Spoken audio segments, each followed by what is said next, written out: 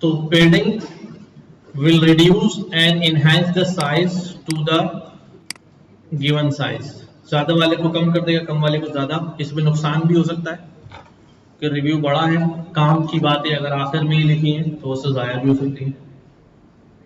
Padding में अगर size बड़ा है और असल बात बाद में लिखी है तो वो बात जो है वो ज़ाया भी हो सकती है किसी रिव्यू के अंदर। दूसरी बात ये है कि हम मल्टी हॉट एनकोडिंग करें। वन हॉट एनकोडिंग हमने पढ़ा हुआ है, मल्टी हॉट एनकोडिंग क्या होता है वो हमने पिछली क्लास में जो मैंने आपको वर्किंग बताई थी कि किस तरह बैग ऑफ वर्ड्स में से एक एक वर्ड लेके वो उसको जो है वो करता जाता है। अभी हम देखते हैं उसको। किसमें मसला आएगा ना, वही तो कह रहा हूँ। कभी अगर रिव्यू छोटा हो गया, काम की बातें वहां रह गई तो ज़्यादा एक्यूरेसी पे फर्क पड़ सकता है। हाँ, मैक्सिमम को देख के पढ़ेंगे तो फिर प्रोसेसिंग भी बहुत ज़्यादा हो सकती है, फिर सारे ही उतने बड़े हो जाएंगे। ये भी तो सोचें। एवरेज साइज ले सकते हैं कि यार ज़्यादा जो है ना वो मीडियम साइज इतना आ रहा है, इतना रखते हैं। लेकिन उन सब चीज़ों से बढ़कर आप देखते हैं कि आपके पास मशीन कैसी है, कितना सपोर्ट करती है। तो what are we doing here? Encoding an integer sequence via multi hot encoding. जरा इस प्रोसेस को समझ लेना, ठीक है, कि इंटीजर सीक्वेंस को मैं कन्वर्ट करने जा रहा हूं मल्टी हॉट इनकोडिंग के अंदर। यानी कि जो मेरा वेक्टर है यू सी, तो मेरा ट्रेंड डाटा का 0 है, and what I see here like this, ये जो नंबर्स हैं, ठीक है, ये जो नंबर्स हैं मैं इनको कन्वर्ट करने जा रहा हूं वन हॉट इनकोड में, बल्कि मल्टी हॉट इनकोड में, ठीक है। और ये मैंने सारे डाटा पे करना आसान है। मैं चुट से चुटकी बजाऊंगा हो जाएंगे, मतलब एक फंक्शन में डालूंगा हो जाएंगे। बट यू मस्ट नो कि हो क्या रहा है, चल कैसे रहा है। इसके लिए देखो एक फंक्शन लिखा हुआ है, हमारे पास बिल्ट इन फंक्शंस मौजूद हैं जो हमारा ये काम करके दे सकते हैं। सबसे पहले जो हमने क्या किया हुआ है, हमारा साइज कितना होगा भाई, देखो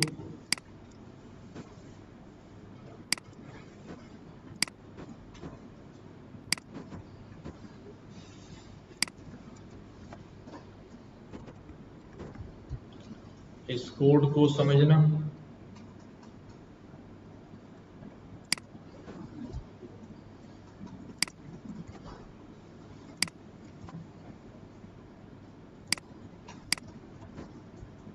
सिंपल सा कोड लिखा हुआ है बट थोड़ा सा ट्विस्टेड है, आपको समझ में आ जाएगा इंशाल्लाह।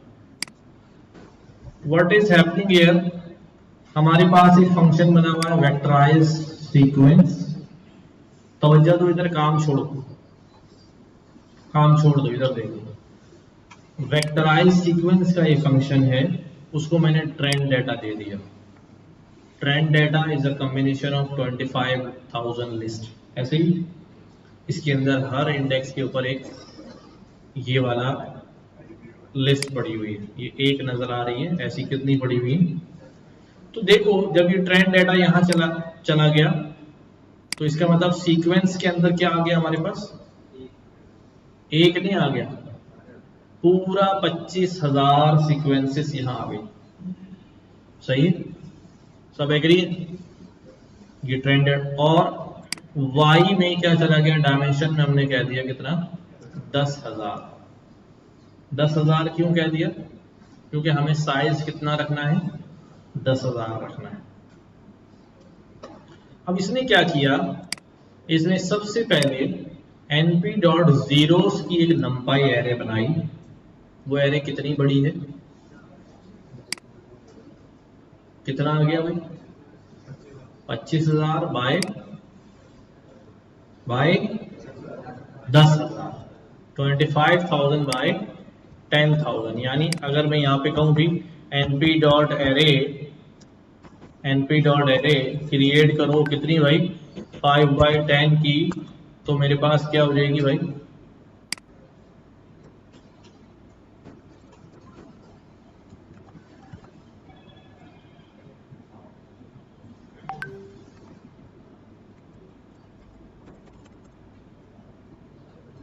रैंडम लेनी पड़ेगी।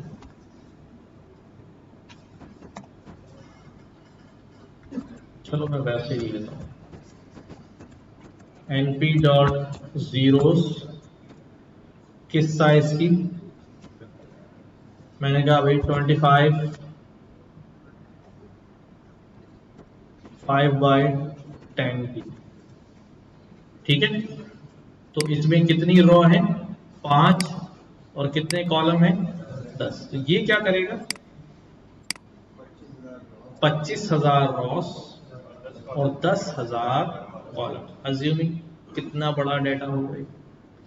तो एक पहली रो के अंदर क्या लिखा होगा, पहला रिव्यू जो यूजर ने दिया होगा, इस तरह दूसरी रो में दूसरा, तीसरी रो में तीसरा, एंड सो ऑन, ठीक है। यहां तक बात समझ। अभी डेटा रॉ में या ऐसी कॉलम में, अभी डेटा ऐसे ही है ना, अभी डेटा मैंने आपको बताया था डेटा कैसा रखा हुआ है। अभी मैंने आपको थोड़ी देर पहले बताया कि भाई डेटा की एक एरे है, और एरे के अंदर कोई डेटा जो है वो इतना बड़ा है, कोई इतना बड़ा है, कोई इतना बड़ा है, कोई इतना बड़ा है, कोई इतना बड़ा है, कोई इतना बड़ा है, कोई इतना बड़ा है, ठीक है। और ये कितने हैं, 25,000, ठीक है, 25,000, राइट। अब क्या हुआ, अब हमने क्या किया भाई, हमने एक खाली एरे बना लिया। क्या बना लिया, खाली एरे बना लिया। इस खाली एरे के अंदर क्या हो रहा है, समझ लो कि ये खाली एरे के अंदर कितने आ गए हैं भाई, 25,000 रॉस और 10,000 कॉलम। यहां तक सब साथ है। अब क्या हो रहा है देखो, अब यहां से यहां आ जाओ,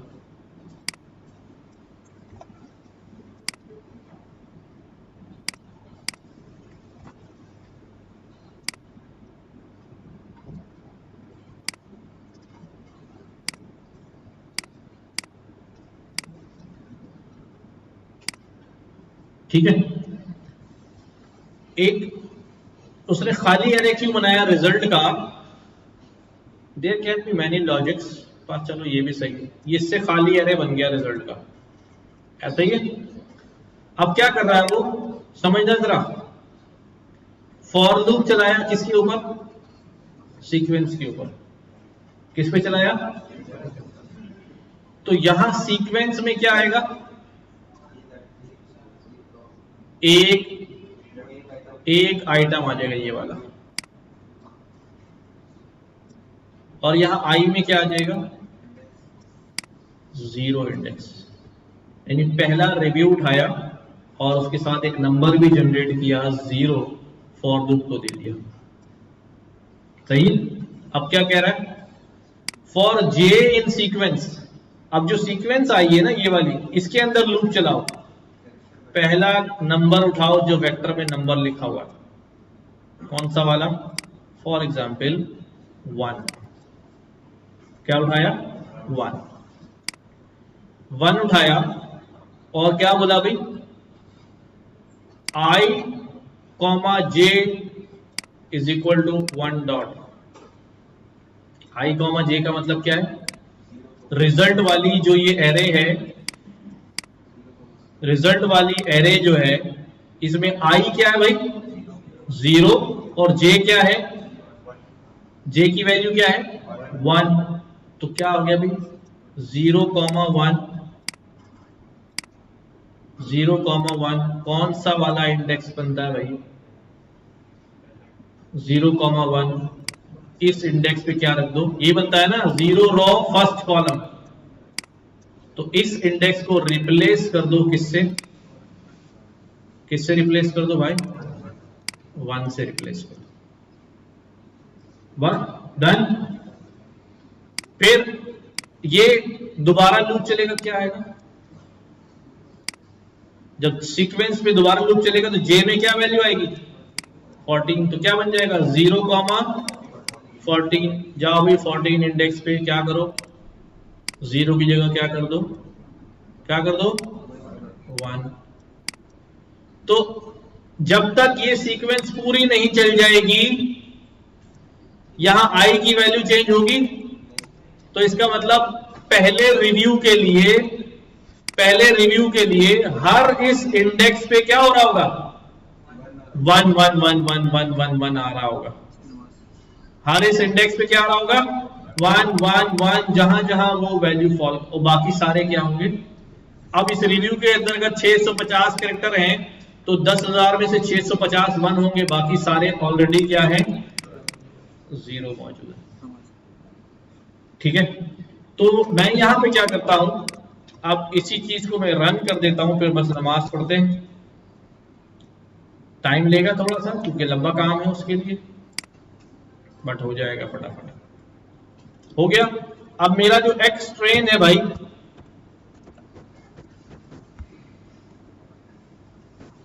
ठीक है, अब वो सिर्फ क्या हो गया 0101 हो गया, और इसका 0 उठा लूं तो फर्स्ट इंडेक्स पे क्या आ रहा है, ठीक है, एंड आगे चलता जा रहा है मामला। ठीक है, अब ये मल्टी हॉट हो गया ना, 1 हॉट में तो एक लाइन में सिर्फ एक 1 होता था, अब यहां पर एक लाइन में कई 1s हैं। ठीक है, नमाज पढ़े फिर सवाल पूछेंगे। तो मल्टी हॉट इनकोड होके ये हमारे पास हो गया। साइज इसका अगर आप देखोगे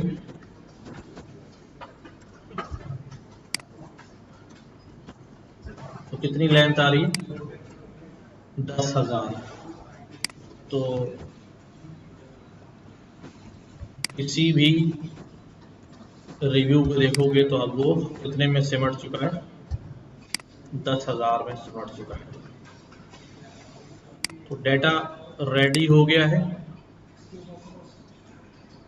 फर्दर लेबल्स की टाइप को भी फ्लोट में कन्वर्ट किया है, ज़रूरत नहीं है लेकिन चलो कर दिया है तो ठीक है। नंपाई एरे बन गई। वो पहले पुराने टाइप को चेक कर लें क्या थी, वाई ट्रेन, इसकी टाइप क्या थी, ट्रेन लेबल्स, नंपाई एरे थी तो ठीक है, सिर्फ उसकी टाइप चेंज कर दी है लेबल्स की। अब मॉडल बनाना है, building your model. Model build करते वक्त क्या क्या करना है, हमने क्या क्या सोचना है। See this, the input data is vectors and the labels are scalars, ones and zeros. This is one of the simplest problems setups you will encounter. A type of model that performs well on such problems is a plain stack of dense layers with ReLU activations. There are two key architecture decisions to be made about stack of dense layers. अब इसे दो फैसले करने हैं मुझे, क्या कितनी layers लगानी है और एक लेयर में कितने यूनिट्स होने चाहिए, राइट। तो पहले क्या डिसाइड कर रहे हैं, you will have to trust me with the following architecture, 2 intermediate layers with 16 units, a third layer that will output the scalar prediction regarding the sentiment of the review. तो total 3 layer लगाएंगे input के अलावा, क्या क्या होंगी 2 layers 16 unit के साथ और फिर आखिरी रिव्यू की। तो this is the model, right. क्या किया अभी, layers dense 16 activation relu, layers dense 16 activation relu, layers dense 1 activation sigmoid. पहले हमने सॉफ्टमैक्स यूज किया था because we have to predict 10 probabilities of different digits, है ना, मल्टी क्लासिफिकेशन के अंदर। इस दफा हमें बाइनरी क्लासिफिकेशन कर रहे हैं टेक्स्ट डेटा की कि रिव्यू पॉजिटिव है या नेगेटिव है, तो हमने सिग्मॉइड लगाया है और ये मुझे उसका आंसर जो है वो दे देगा। तो प्रोबेबिलिटी स्कोर देखकर हम अंदाजा लगा लेंगे कि व्हाट इज हैपनिंग हियर। कोई सवाल अगर जहन में आ रहा हो तो पूछ लीजिएगा जी। हाँ, एक्टिवेशन की चॉइस हम लास्ट लेयर में हमारा जो एक्टिवेशन है ये बेसिकली ये डिसिसिव है, ये डिसीजन लेने वाला है। अभी मैंने आपसे एक बात की कि जब मेरे पास बाइनरी होगा तो मैं कौन सा यूज कर रहा हूं, सिग्मॉइड, और जब मेरे पास मल्टी होगा तो मैं कौन सा यूज कर रहा हूं, सॉफ्टमैक्स। ठीक है, ये दो तो अभी आप याद रखें। मिड लेयर्स के अंदर जो हिडन लेयर्स हैं उनके अंदर हम वेरिएशन ला सकते हैं और उसके लिए मैंने बताया था एक्टिवेशन फंक्शन की एक लॉन्ग लिस्ट है, रेलू, सेलू, एलू, हाइपरबोलिक टेंजेंट, फला टेंजेंट, बहुत सारे। इस पे क्लास लूंगा मैं, असल में वक्त नहीं मिला कि मैं उसको पूरा एक नोटबुक जो है वो रेडी करूं। अगली क्लास में करता हूं, उस पर काम किया हुआ है थोड़ा सा बस। अब हमारे पास क्या होता है, हमें मालूम है, हम पढ़ भी चुके हैं कि भाई the first argument being pass two is the units dimension 2 and 3 layer. ठीक है, क्या होता क्या अभी, जो इनपुट है इसका हमारी लेयर का मैथमेटिकल फंक्शन लिखा हुआ है, गौर करो, लेयर का मैथमेटिकल फंक्शन लिखा हुआ है, ये वही इक्वेशन है, कौन सी वाली, y is equal to mx plus b। तो सी, ये वही इक्वेशन है जो यहां नजर आ रही है। हमारा इनपुट क्या है, x, उसके साथ क्या लिखा हुआ है, वेट, ये दोनों क्या हो रहे हैं, डॉट प्रोडक्ट, क्या हो रहे हैं, मल्टीप्लाई यानी डॉट प्रोडक्ट। तो क्या बन गया, mx plus b, and on that output क्या लग जाएगा, एक्टिवेशन वैल्यू, तो उससे जनरेट होगा हमारा आउटपुट y। ठीक है, अच्छा फिर और चीजें यहां पढ़ते हैं। Having 16 units mean the weight matrix W will have shape, input dimension और 16। जो वेट मैट्रिक्स होगा वो कितने डायमेंशनल होगा, यानी कितने वेट्स जनरेट होंगे। हमने ये बात पढ़ी हुई है कि अगर यहां से 5 इनपुट आ रहे हैं और यहां पर 3 नोड्स लगी हुई हैं तो यहां पर कितनी वैल्यूज पहुंचेंगी, 5, यहां पे कितनी पहुंचेंगी, 5, यहां पे कितनी पहुंचेंगी, 5, तो टोटल वेट्स कितने जनरेट होंगे, 15। तो ये कह रहा है कि भाई पहली लेयर में इनपुट डायमेंशंस कितनी है भाई हमारी,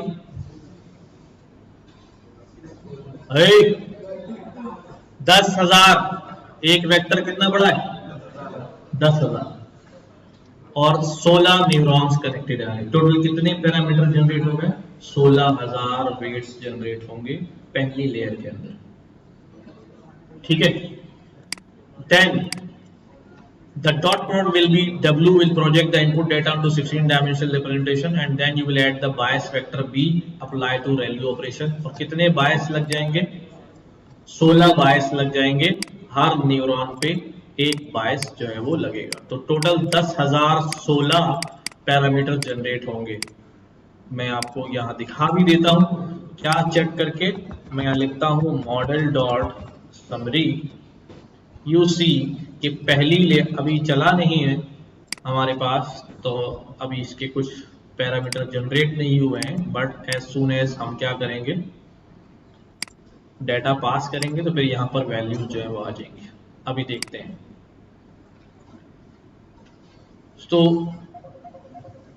अब क्या होता है, the intermediate layer use ReLU as their activation function and the final layer use the sigmoid activation function. Output a probability score between 0 and 1 indicating how likely the sample is to have the target 1, how likely the review is to be positive. A ReLU is a function means zero out negative values. अगर negative value आती है तो zero कर देता है उसको, बस positive होगी तो जाने देगा. Whereas sigmoid squashes the arbitrary values into 0 and 1. Sigmoid जो है इस step value को, ये linear function है, समझो ये लीनियर फंक्शन है. क्या है? लीनियर फंक्शन है. सिग्मॉइड इसको लीनियरिटी को कन्वर्ट कर देता है किसके अंदर? नॉन लीनियरिटी के अंदर. ठीक है, we are going to do this in next class. में बाकायदा ग्राफ प्लॉट करूंगा, डिफरेंट वैल्यूज डालेंगे और ये स्क्वेज होता हुआ आपको प्लॉट पे नजर आएगा. Outputting something that can be interpreted as probability. ठीक है, आगे हमने क्या किया, मॉडल को कंपाइल कराना है. कंपाइल कराते वक्त हम क्या क्या दे रहे हैं अभी? ऑप्टिमाइजर, RMS क्रॉप और लॉस में इस दफा क्या दे रहे हैं? पहले क्या दिया था? Categorical cross entropy in case of multi classification and binary cross entropy in case of binary classification. Matrix वही, एक्यूरेसी का हमने निकाला है. ओके, फाइनल हमने क्या करना है, यहां पर वैलिडेशन का प्रोसेस इस्तेमाल किया है. कौन सा? वैलिडेशन. ये हम वैलिडेशन मशीन लर्निंग में पढ़ के आए हैं. क्या रीजन था वैलिडेट करने का? याद करो ना. ना, हाँ, शाबाश.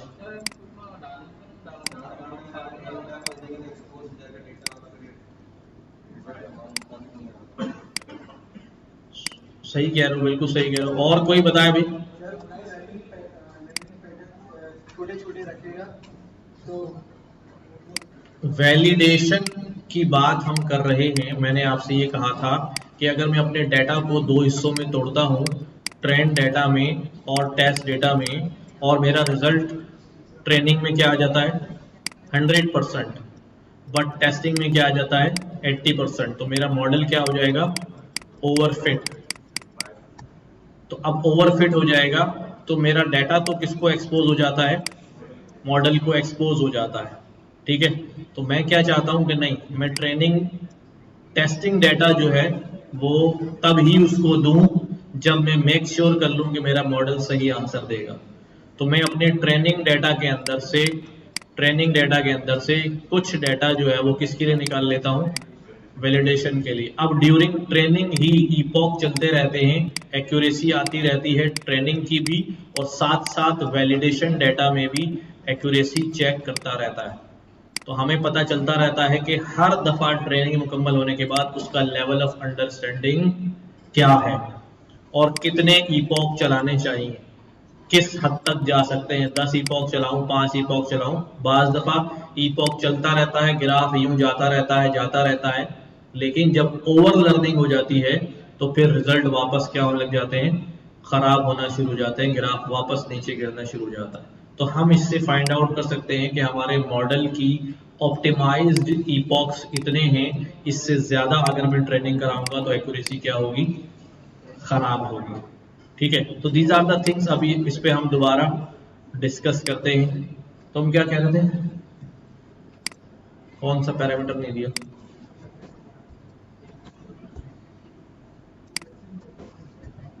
तो अब फिट कराते हैं, पहले वैलिडेशन डेटा निकालते हैं.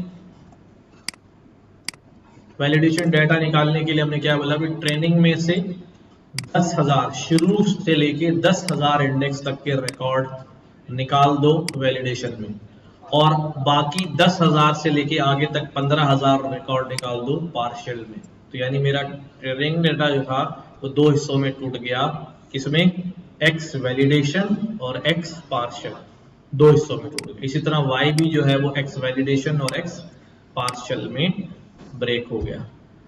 What we are going to do now, हम मॉडल को क्या कर रहे हैं? फिट करने जा रहे हैं, यानी मॉडल को ट्रेन करने जा रहे हैं. एंड सी किस पे ट्रेन कर रहा हूं? पार्शियल डेटा पे ट्रेन कर रहा हूं. 20 इपॉक चला रहा हूं और बैच साइज 512 है और वैलिडेशन किस डेटा पे होगी, एक्स वैलिडेशन और वाई वैलिडेशन। जो रिजल्ट्स आएंगे वो हिस्ट्री के वेरिएबल में, हिस्ट्री के ऑब्जेक्ट में सेव कर लेंगे। खैर इसको रन करते हैं। अभी ये इपॉक चल रहा है, फर्स्ट इपॉक आउट ऑफ 20। सी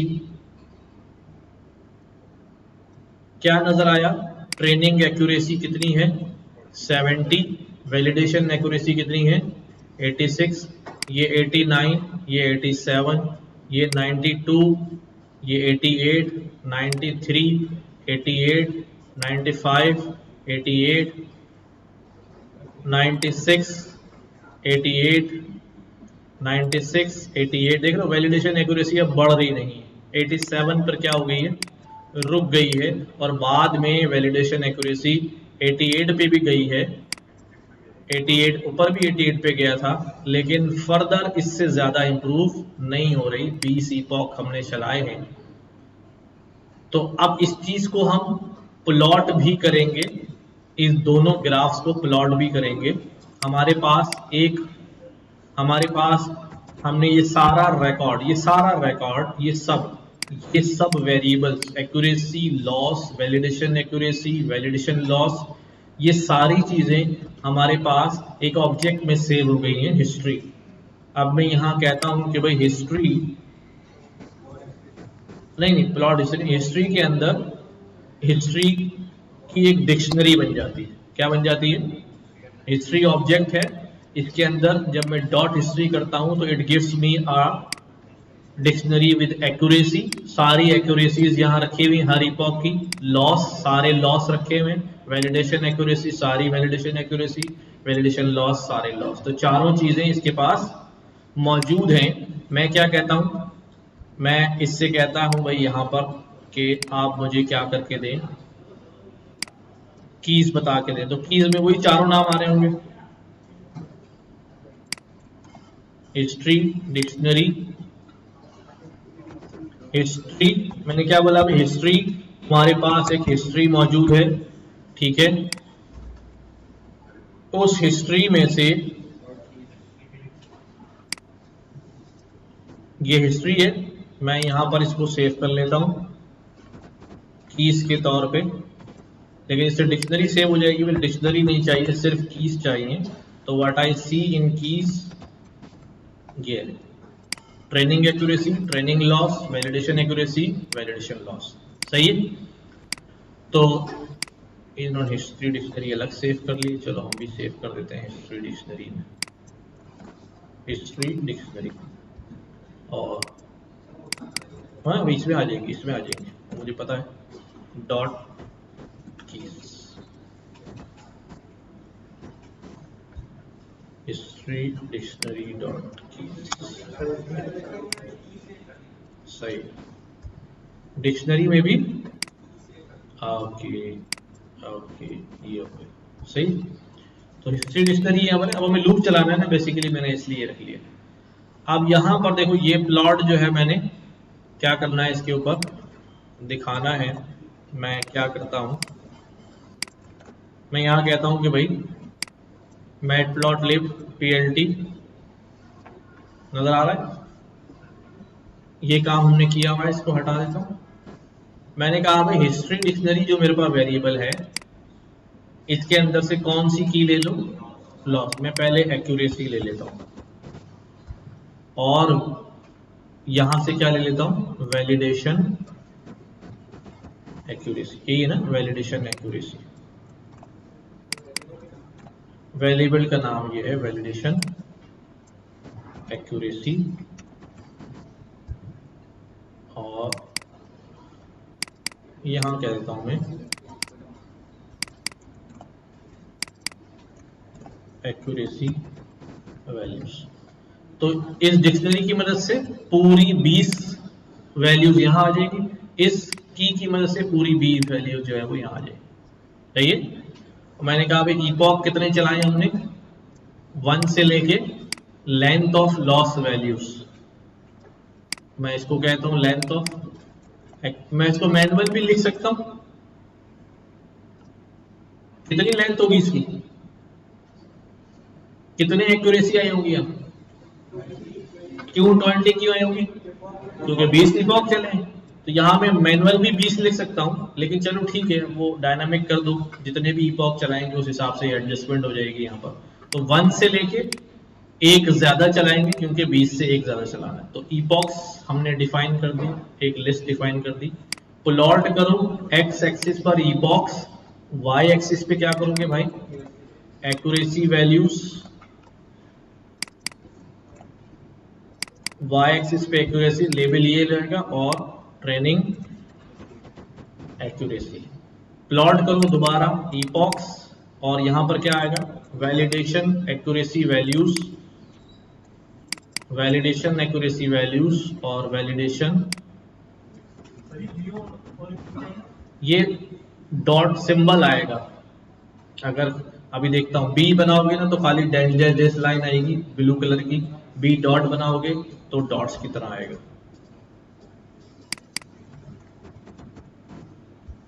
ठीक, what it says,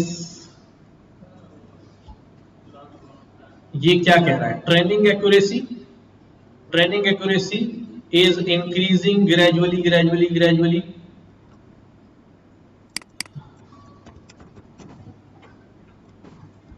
but you see कि वैलिडेशन में एक्यूरेसी बढ़ना शुरू हुई, और एक पॉइंट ऐसा है जहां ये एक्यूरेसी सबसे हाईएस्ट हो गई, लेकिन उसके बाद एक्यूरेसी हमेशा क्या होती रही? गिरती ही रही, गिरती ही रही, गिरती ही रही। इसका मतलब ये है कि मैं 2.5 और ये थर्ड इपॉक है, 3 इपॉक से ज्यादा चलाना इस आर्किटेक्चर के ऊपर, उससे मॉडल को कोई फायदा नहीं हो रहा। 3 इपॉक्स पे वो मैक्सिमम लर्निंग कर चुका है। मैक्सिमम लर्निंग का मतलब क्या होता है अब समझो।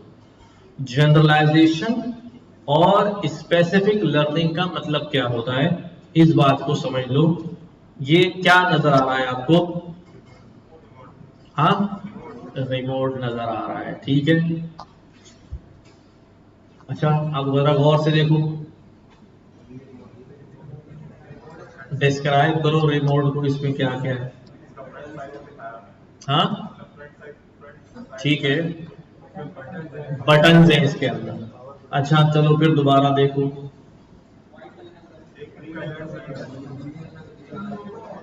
ठीक है। अच्छा लोगो भी देख लिया, चलो थोड़ी देर और देख लो। अब देखो हो क्या रहा है,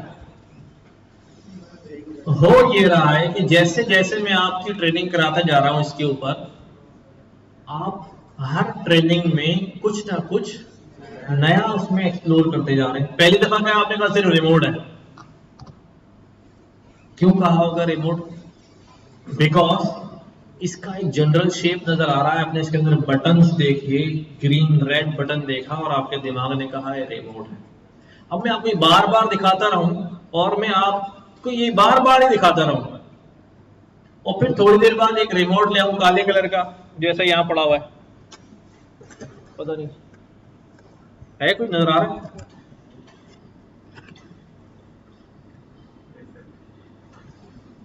तो अब मसला ये है कि आप बार बार ऐसा रिमोट देख देख कर क्या हो जाते हैं? बायस हो जाते हैं कि every remote will be of white colour, every remote must have a green button और अ रेड बटन। तो फौरन आप इस रिमोट को क्या करेंगे? डिनाई कर देंगे कि this is not a remote. क्यों ऐसा हुआ? बिकॉज मैंने आपको ओवर ट्रेन कर दिया।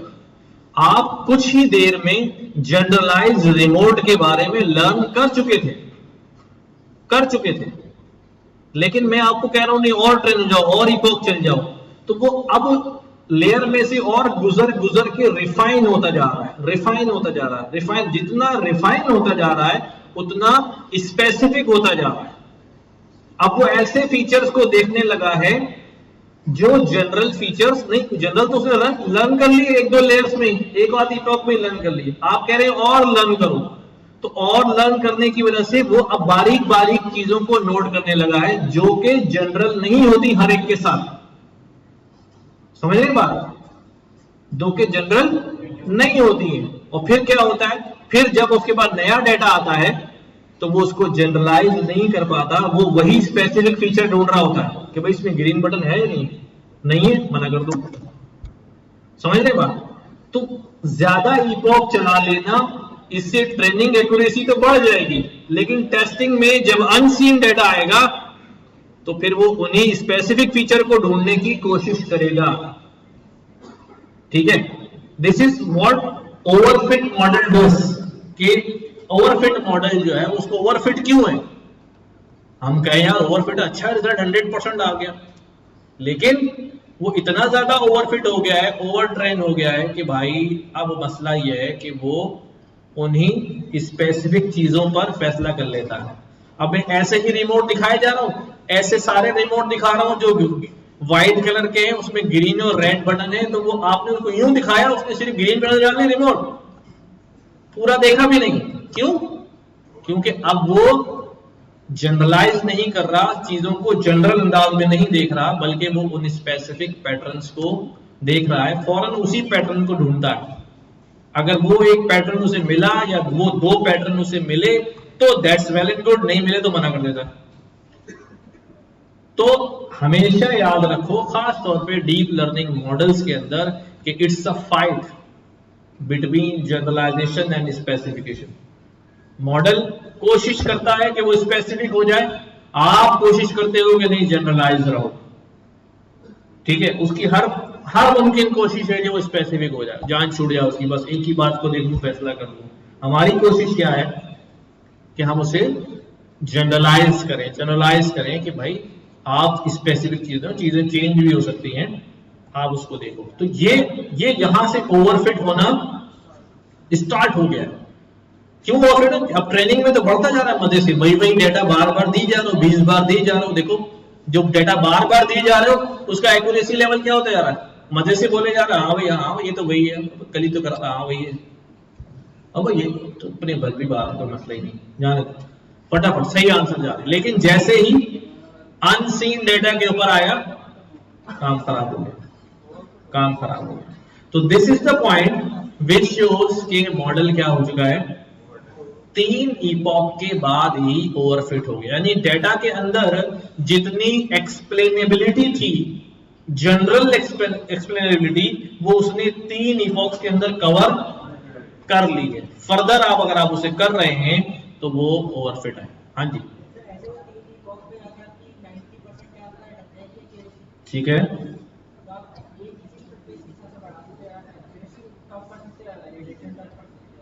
दोबारा बोलो।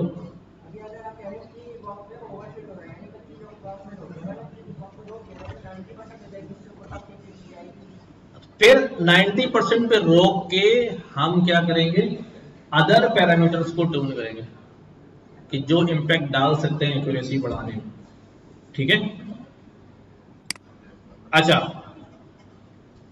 अब मैं क्या करता हूं, इसी को लेके मैं इसके लॉस का ग्राफ भी प्लॉट कर देता हूं,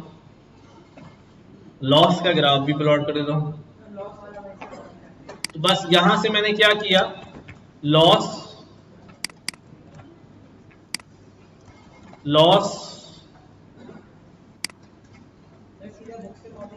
चलो हो जाने दो यार, क्या हो गया,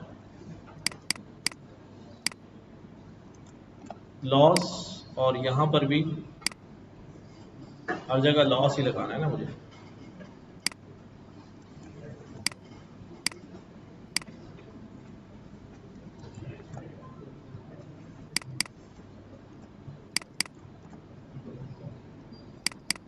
सही, ठीक। देखो भाई ये बड़ा इंपॉर्टेंट ग्राफ है, बहुत इंपॉर्टेंट है। यहां पर क्या हुआ देखो, यहां से मामला शुरू हुआ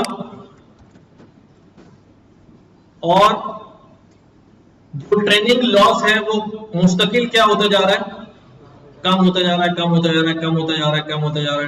है। और वैलिडेशन लॉस एक हद तक तो कम हुआ, उसके बाद क्या होना शुरू हो गया, बढ़ना शुरू हो गया। ये उसी का अपोजिट रिएक्शन है।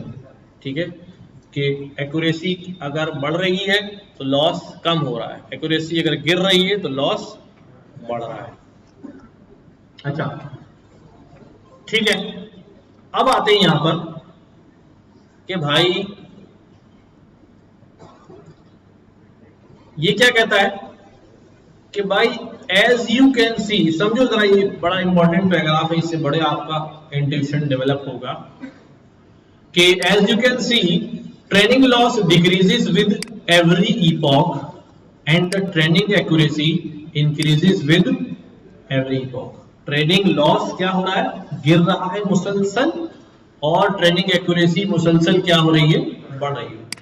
That's what you expect when running gradient descent optimization, और यही हम एक्सपेक्ट करते हैं जब हम gradient descent optimizer जो है वो चलाते हैं। ये what is gradient descent optimizer? ये जितना भी हम मशीन लर्निंग प्रोसेस करते हैं इसमें जो ऑप्टिमाइजेशन टेक्निक होती है वो ग्रेडियंट बेस्ड होती है। क्या होती है, ग्रेडियंट बेस्ड होती है। अब मैं थोड़ा सा इससे हटके दूसरी तरफ आ रहा हूं। याद करो कि हमने क्या पढ़ा था, हमने ये पढ़ा था कि भाई हमारे पास क्या होता है मशीन लर्निंग के अंदर, दो डायग्राम्स हमने देखी थी इफ यू रिमेंबर, कि भैया हमारे मॉडल्स में हम इनपुट देते हैं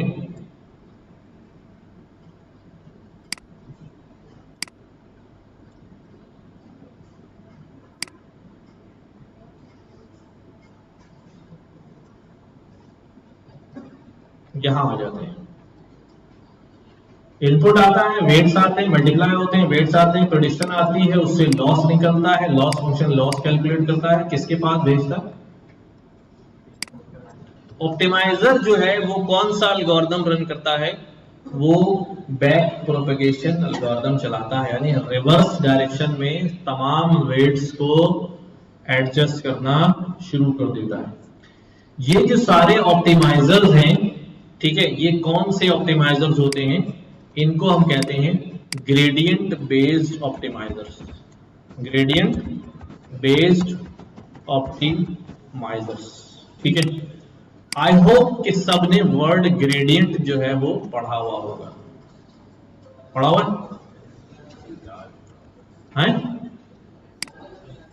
हाँ, क्या हो, ग्रेडी नहीं है भाई, ग्रेडियंट है,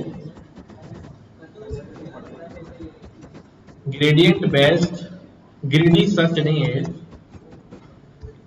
ग्रेडियंट बेस्ड ऑप्टिमाइजर्स, वो ग्रेडी सर्च एल्गोरिथम होता है, वो दूसरा होता है, वो रीइंफोर्समेंट लर्निंग में कहीं इस्तेमाल हो जाता है। हाँ भाई, ग्रेडियंट का वर्ड सुना हुआ है, किसे कहते हैं, अरे यार, हाँ, स्लोप को ग्रेडियंट कहते हैं। जो हम स्लोप मालूम करते हैं लाइन का स्लोप, उसे क्या कहते हैं, ग्रेडियंट कहते हैं। ठीक है, नाउ सी कि ग्रेडियंट बेस्ड जो ऑप्टिमाइजर जो है वो कैसे काम करता है। सब तवज्जो दो इधर। अच्छा, सबको पता है कि हमने कई दफा किया है कि स्लोप क्या होता है, स्लोप ऑफ लाइन क्या होता है, स्लोप ऑफ लाइन के बारे में हमें क्या पता है, शाबाश शाबाश, अब भाई जो पता है बोल दो, क्या हो गया, हैं, कितनी टेढ़ी लाइन है,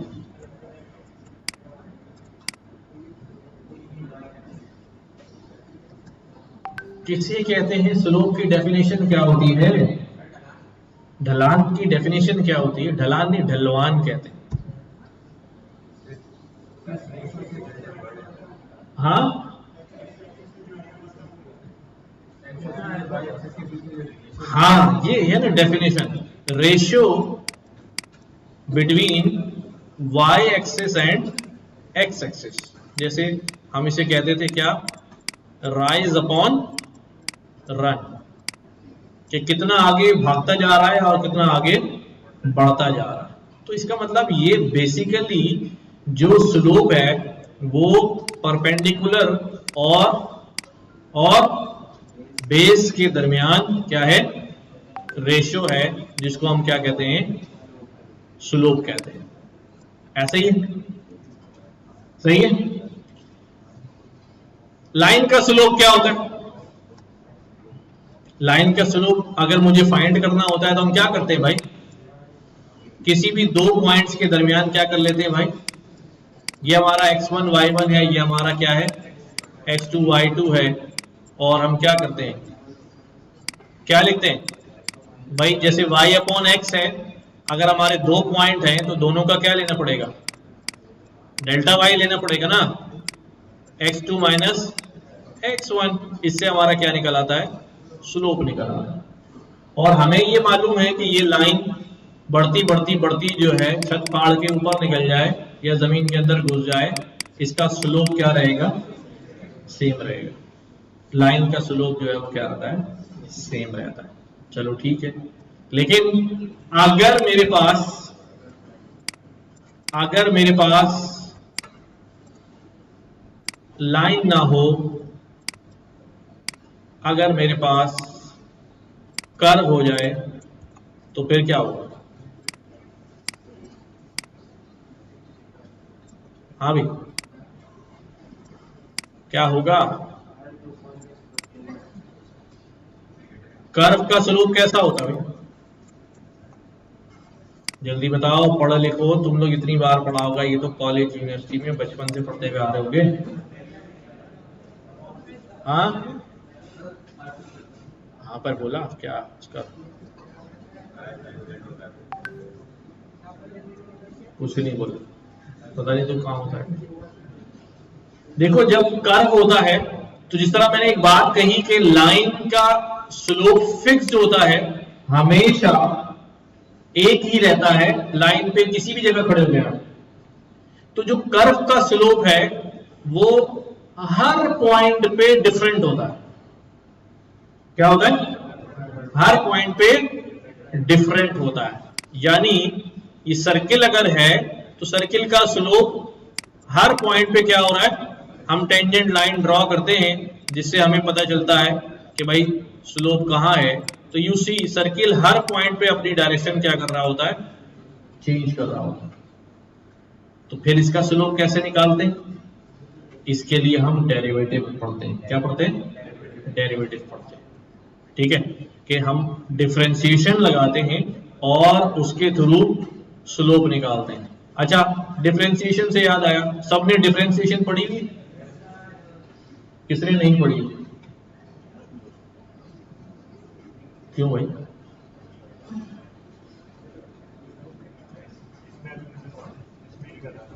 चल हाँ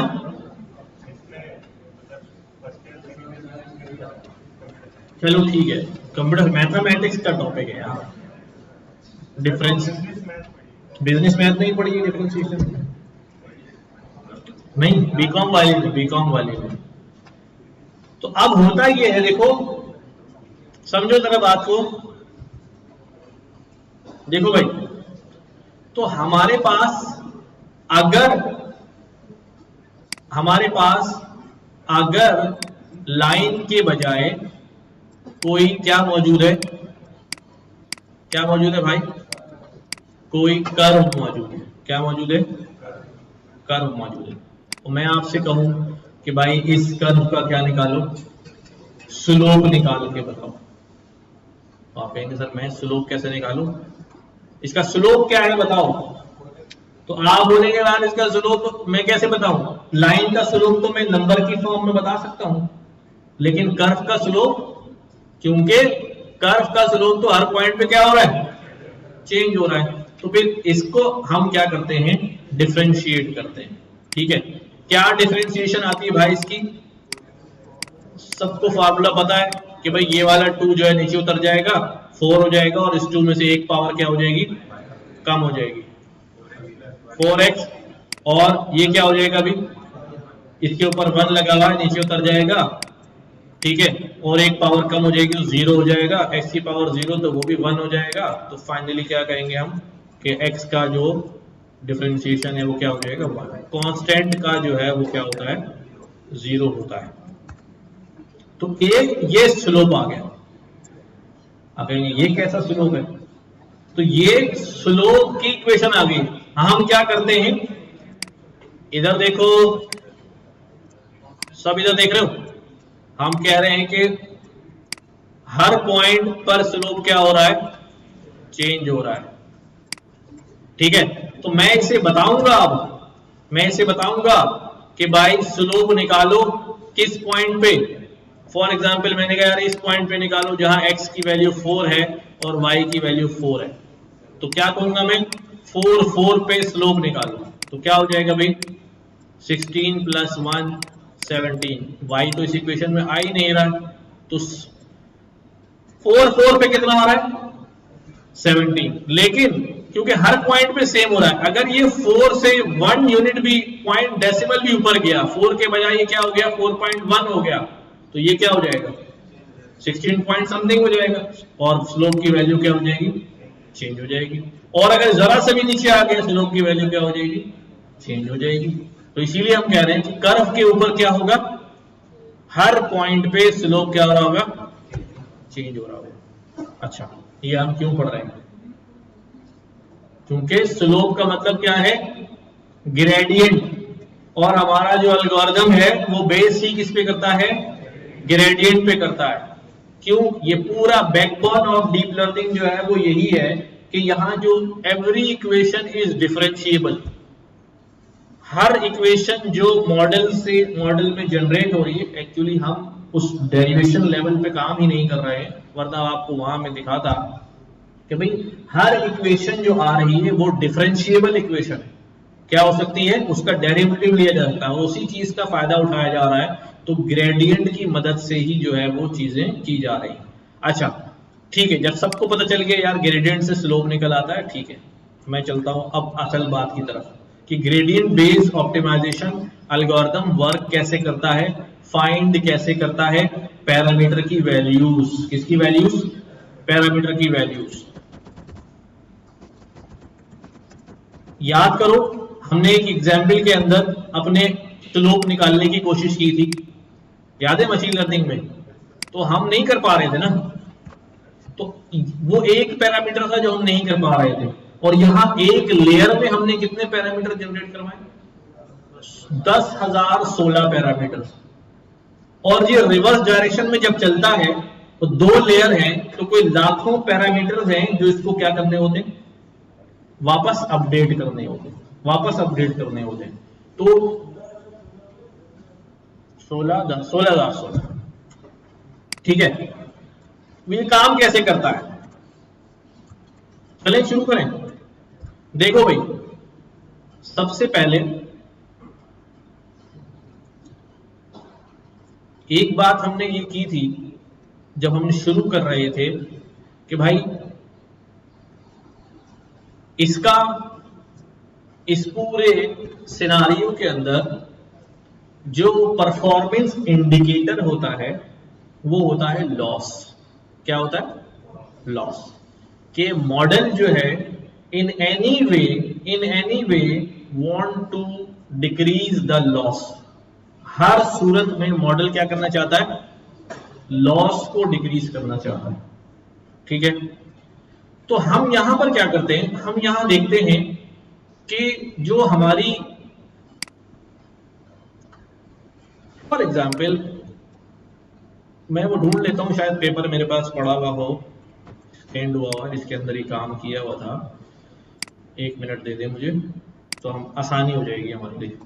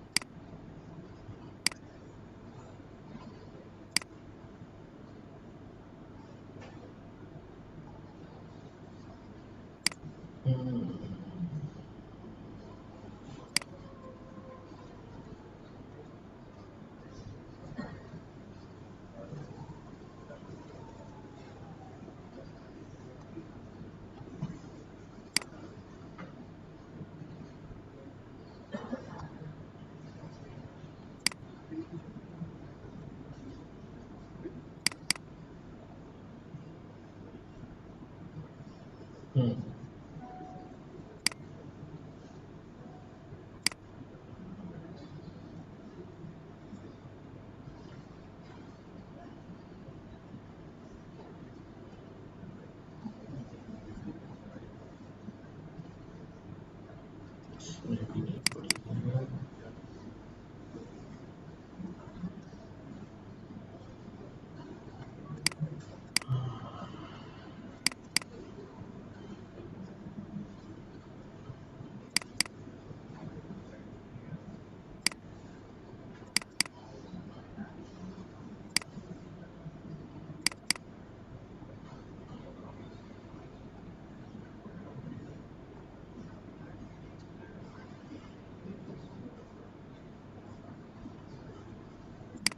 पता नहीं यार, नजर नहीं आ रही।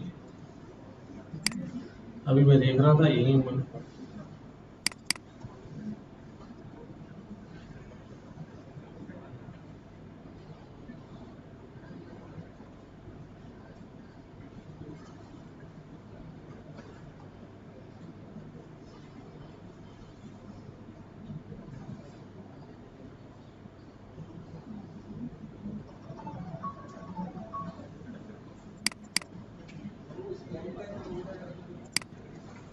नहीं, उसमें तो मेरे डॉक्यूमेंट्स पड़ेंगे स्कैन में।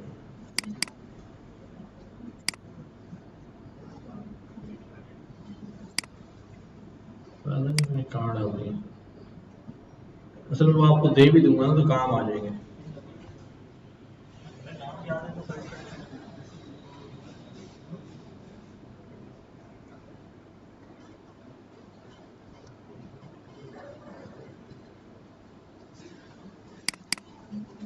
इसी में है कहीं।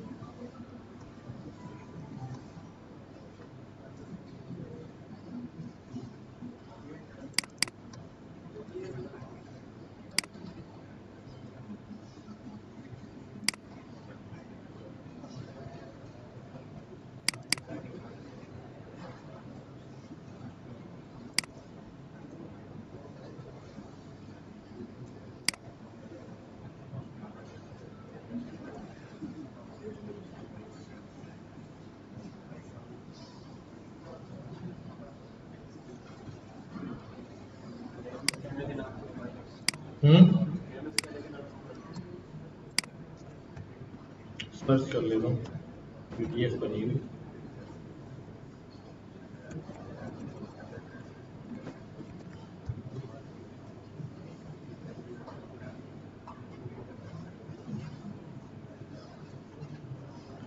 है कहीं सामने ही पड़ा, लेकिन मुझे नजर नहीं आ रहा है, पता नहीं क्यों।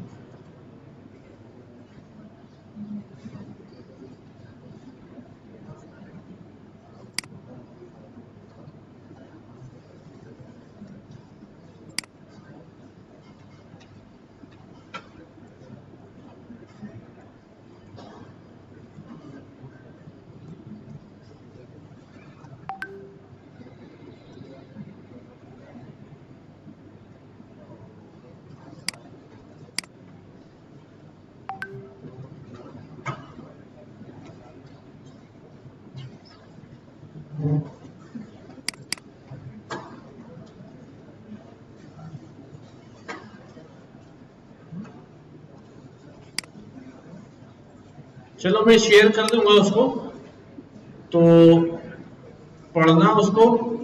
मतलब काम हुआ है, डेरिवेट हुआ है थोड़ा सा, मैं ढूंढ भी लूंगा। फाइल शेयर कर दूँ, ठीक है। कौन सा वाला, ये वाला?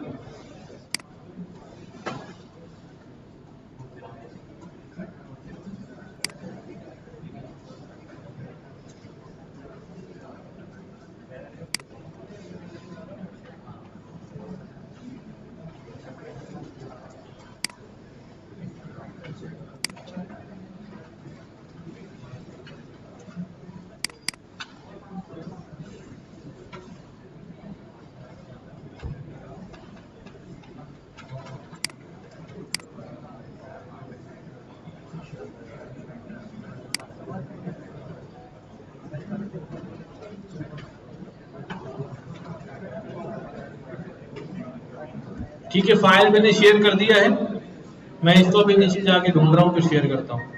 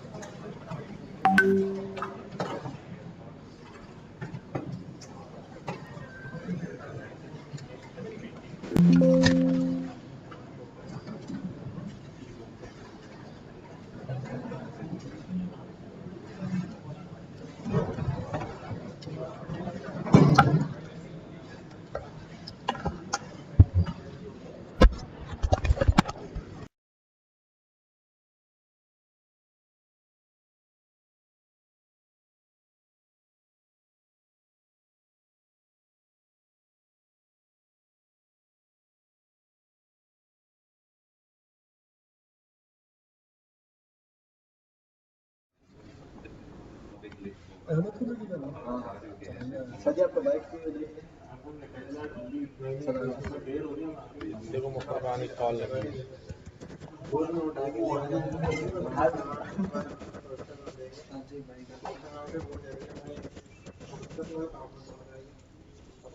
तुम्हारे पास ही है ना, फिर ले जाए तो सही है ना। फिर तो मैं ज़्यादा ली है।